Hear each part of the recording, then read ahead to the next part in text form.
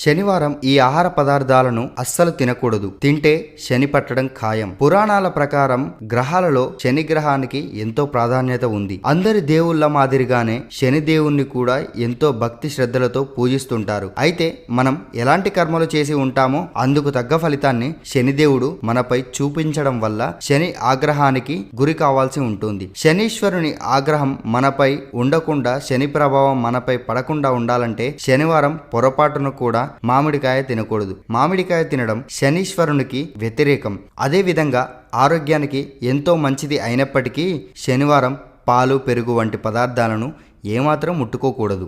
అదేవిధంగా ఎర్ర కందిపప్పు తినడం వల్ల శని ఆగ్రహానికి గురి కావాల్సి ఉంటుంది. ఇక ఎండు మిరపకాయలను సైతం శనివారం తినకూడదు. వీటితో పాటు ఆవ నూనె, నల్లటి నువ్వులు, ఆల్కహాల్ వంటి వాటిని దూరంగా పెట్టడం వల్ల శనిదేవుడి ఆగ్రహానికి గురి కాకుండా ఉంటారు.